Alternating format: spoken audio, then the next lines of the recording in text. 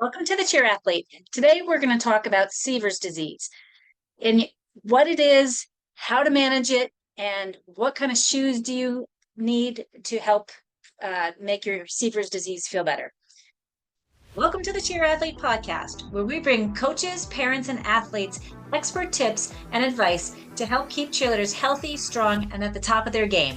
Now let's go. So, this episode of the Cheer Athlete podcast is dedicated to the Crazy Cheer Moms group on Facebook because they've had multiple questions just this week alone about Sever's disease. And this is a very common injury in cheerleaders because it is based around it is a condition that happens at the growth plate of the calcaneus and where the Achilles tendon inserts. And that happens when you are a jumper, a runner, a tumbler. So anything that you're jumping and landing, creating that impact, it can happen on. And it's common in kids who are in their growing phases. So usually for girls, it could be anywhere from 8 to 15. Maybe for boys, it might be a little bit later starting time, and it could potentially go up until 18 years old. I typically see kids that are between 8 and 12 years old in the clinic. So there's a range that it can happen in, and the good news is it can go away. So if you don't know me, I'm Laura Turner. I'm a physical therapist and I'm a strength coach, and I help cheer athletes, parents, coaches, and former cheerleaders navigate the ins and outs of injury prevention and strength and conditioning for cheerleaders. I have been at this since 1991 when I graduated college at Northeastern University in Boston, and I was a cheerleader throughout my career at Northeastern, where we were one of the first competition teams at Northeastern to attend nationals in Dallas, Texas, way back. The first time I think we went was 1989. And so I've had a lifelong love of cheerleading, and I did my graduate work on how to prevent injuries in cheerleading through using the FMS screen. So I'm very passionate about helping children stay healthy and active and move well so that they can stay cheering forever. And it's really important, I think, to help parents and coaches navigate so that kids have less time missed off the mat because of injuries.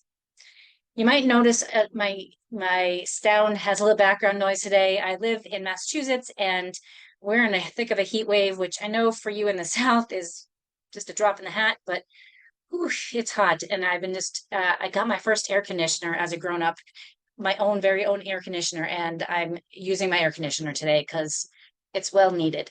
So hopefully you can hear me. So let's dive in and talk a little bit more about Sever's disease.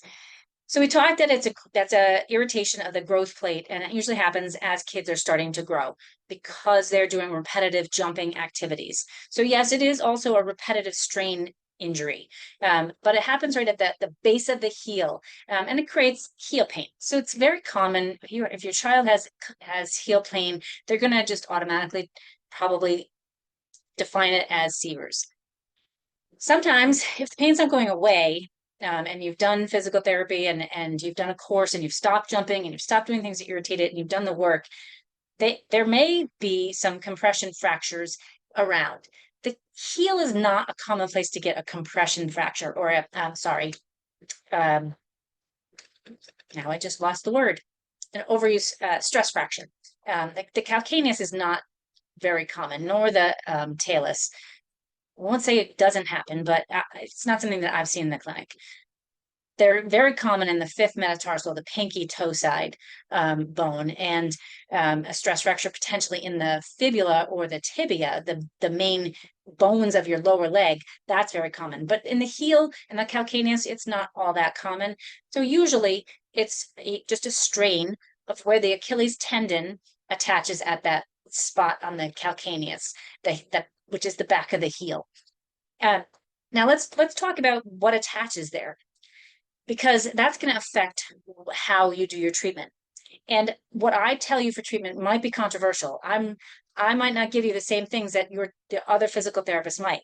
So take it with a grain of salt. The best thing is to be evaluated and to, be treated for what your symptoms are, because we're all going to look at it a little bit differently and we may have different findings. I'm going to tell you what I commonly see and what is typical for prescribing for my athletes when they come in with Sever's disease. So at the calcaneus, and it's a little bump on the bottom of the heel. The Achilles tendon attaches there. The Achilles tendon is so tendon is what attaches a muscle to a bone. The gastroc and the soleus are the prime muscles that attach at the Achilles tendon. So two muscles come in together and they attach at that Achilles tendon. Over that area and just above it, the toe flexors also come over and attach just in that area. So we have three main muscle groups that point your toes, that flex your foot and point your toes down like you're pressing on a gas pedal. The gastroc does it when your knee is straight, the soleus does it when your knees are bent, and the toe flexors do exactly what they say. They flex and curl your toes. Now, so any one of these can get overworked and irritated and then create that pull on the spot of the bone. Generally, what I find is that they are overworked and tight, and in compensation for something else that's overworked and weak. So in my practice, I would look up, I'd look automatically at the opposite muscles and see what they're doing. So your toe extensors, your anterior tibialis, which runs along the shin and can contribute to shin splints. So the toe extensors and the anterior tib are the primary ones that are antagonistic and opposite those toe flexors and foot plantar flexors that point the toes. Generally, what I would muscle test it out and find, is the calf actually overworking for the anterior tib, we'll say, or the toe extensors. A lot of times I find it's actually the toe flexors that are compensating for the toe extensors, not so much the gastroc and the soleus. I also would look up the chain.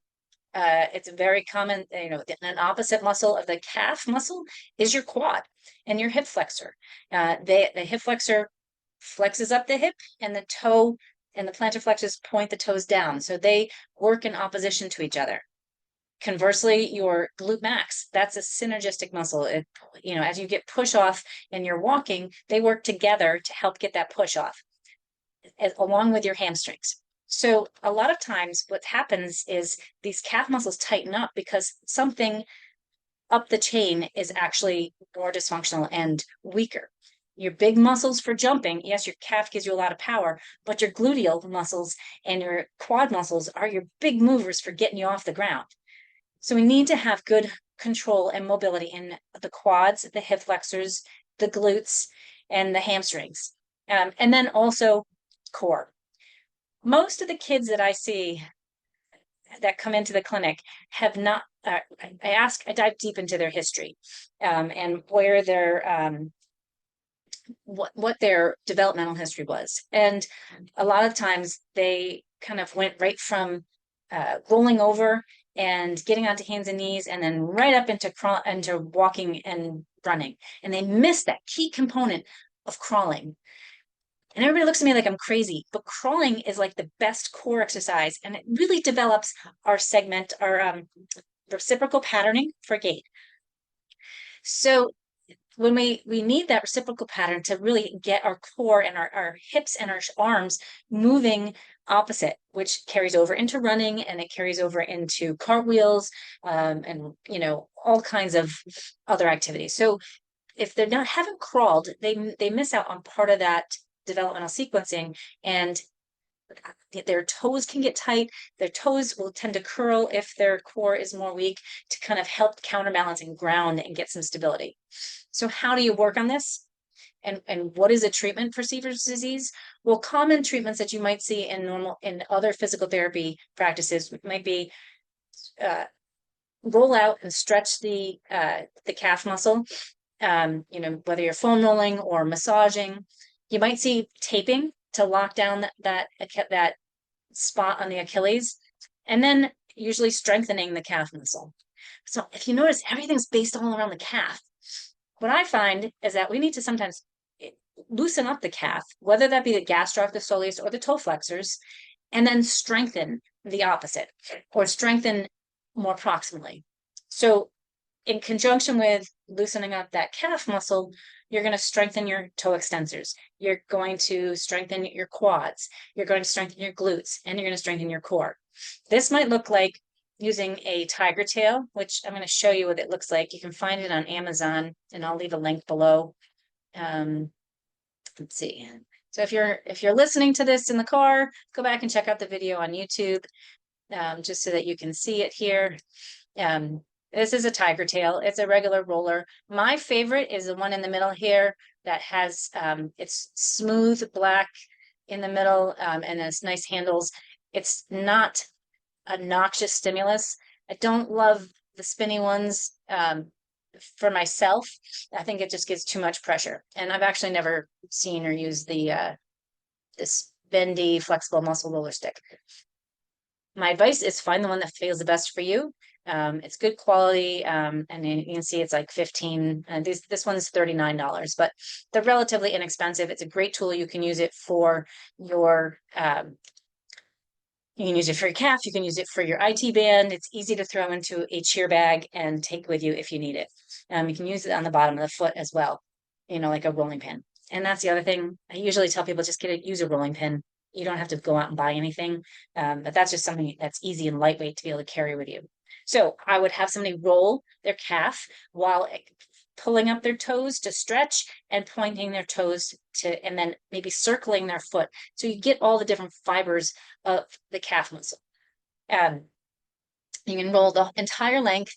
Go easy around where the Achilles attaches and where it actually hurts. We don't need to dig in there and create irritation. You're going to just create some blood flow into the calf. Just try and help get that moving a little bit more. And then I might have you go into a stretch. And conversely, if it's too hard to roll it, just get into the stretch. If it's really painful and you can't stand on the foot, then you can use a towel around the ball of your foot and gently pull it back, keeping the heel down so you don't hyperextend your knee, and hold that for about 30 seconds. Conversely, if you are able to stand, the typical runner stretch is with your hands against the wall and your one foot is back with your toes pointing straight forward and you're bending into your front knee with the knee straight. And then we can also bend the knee to get into the lower portion of the soleus.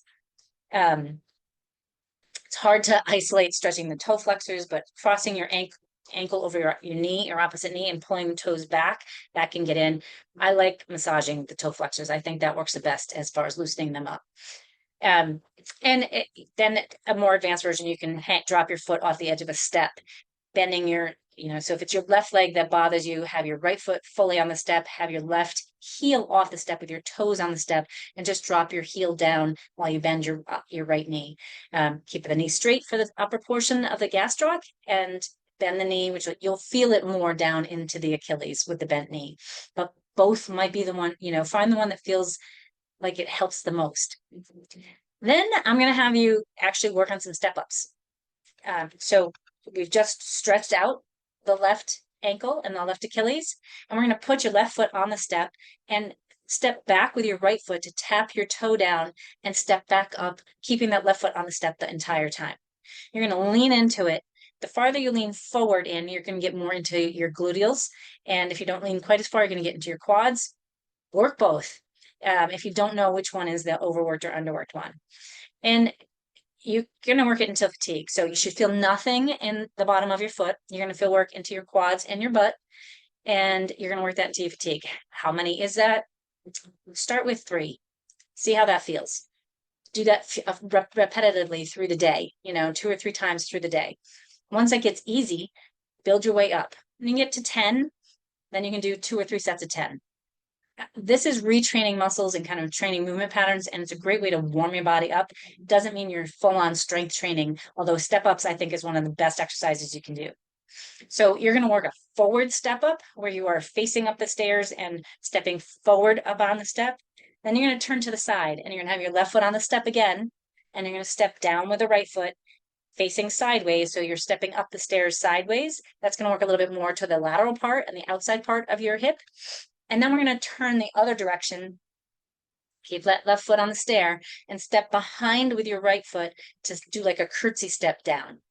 Now, the key is to put most of the weight in through your leg that's on the stair, and little as possible on the leg that's going down. as you're starting out and it's weak and you can't control it, and maybe the ankle's tight or it hurts, you're going to have to come all the way down and step back farther. But the more you can stay on that foot and create that mobility through the ankle, so getting mobility in through the ankle as well as stability up farther. That's my go-to exercise, and that works for plantar fasciitis, and that works for Achilles tendonitis. It's a big one I use for ankle sprains, in all the gamut, because it connects your foot to your hip, and you are loosening the calf up while you're strengthening proximally. Beyond that, I love crawling, starting right down on the hands and knees like a baby crawl, forward, sideways, and backwards, and really working on that opposite hand to knee positioning. When that gets easy, you can come up off your knees and use your toes a little bit in that extended position to then crawl, which will work the core even more. If that's really painful, you're not going to do that right in the beginning. You start in the baby crawl. I love to do rolling. So rolling from lying on your back, pulling one knee towards your chest without using your hands, and then leading that to roll over onto your belly. You can do the opposite too, be on your stomach and lift your leg up and roll onto your back. I have videos of these on my YouTube page, so go check them out. And that will give you some feedback for how to get in there. If you want to stay with traditional core strength, after you've done some of your, after you've loosened up the calf by stretching or using the roller on it, then get into doing some planks. Maybe you do a quadruped plank first so that you're just getting used to putting weight through your toes, working then up into a push-up position or then down onto your elbows, keeping your core stable, making sure you're not pushing with your heels so much, always listening to what the heel feels like in all of these. Don't forget your side planks. I always forget them, but they are super important also. Typically, the forward and back motion is the one that is the most needed for an Achilles or for Severs.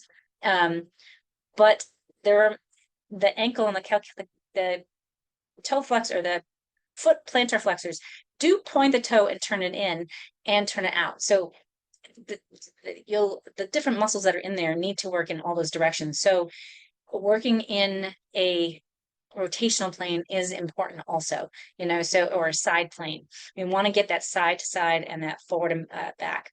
But typically it is the forward and back motion that's the most limited.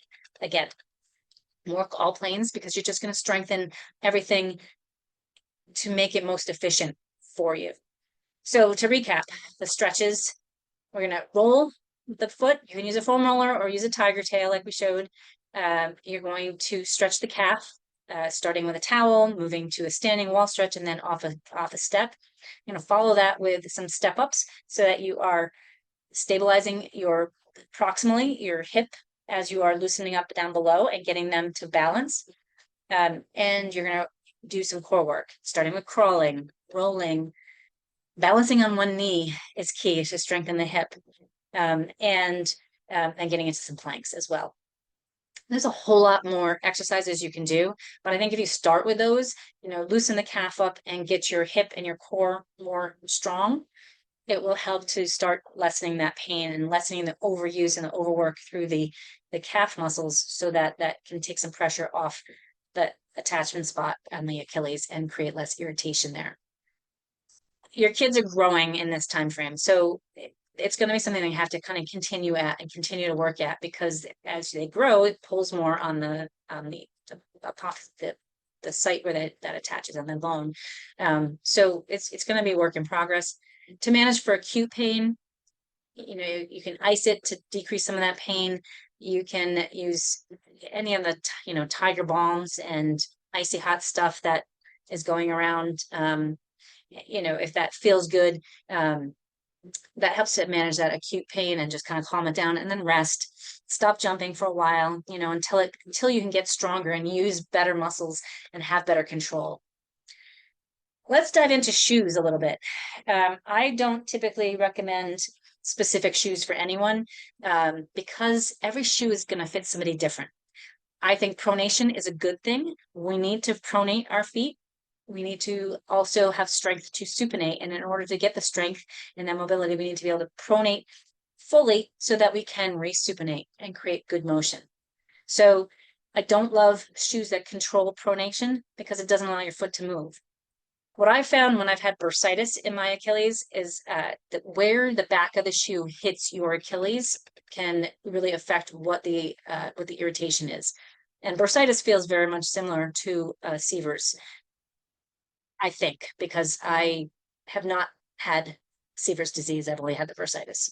So using uh,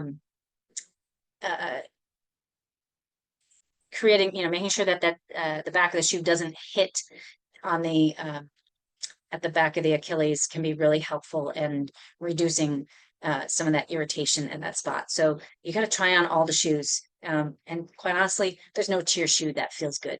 So try on everything, and whatever you have to wear for your competition, you may have to just deal with it. You could put something in the back of the shoe that gives a little padding, and that might help as well.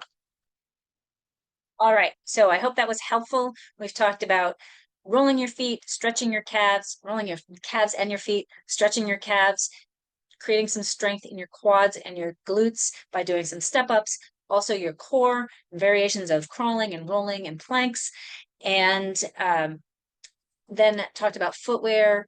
Find what's comfortable, find something that doesn't rub at the back of the Achilles. You got to walk around.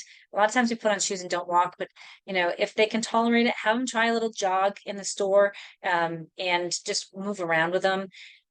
In this instance, I would say buy them off of, go to an actual store and get them. Don't just buy off of Amazon. Um, and keep plugging at it. Know that that it can take a while to go away, but it does go away as you stop growing. Things will heal, and just gotta listen to what it feels like. And if it's really sore, put some ice on. Lay low for a little bit, do the exercises so that it gets things stronger, move as is comfortable, because sitting still never helped anybody. And just keep plugging at it. If you have questions, please don't hesitate to reach out. You can find me on Instagram, at the Cheer PT, or you can send me an email, laura@movebetterllc.com, and I will post some links to some other videos that might help with the rolling. And if I can find the one I was looking for Severs, I will find that also, because I'm pretty sure I did a different podcast. I know I talked about it in a webinar. So if you're interested in the ankle webinar, that would be definitely one to check out. So I'll post that link down below as well. I hope you have a great week, and don't forget, when in doubt, breathe out, take life one step at a time. You can do anything you put your mind to. And as my dear friend Drew Keller has said, you're responsible for your own vibes. So go get the day.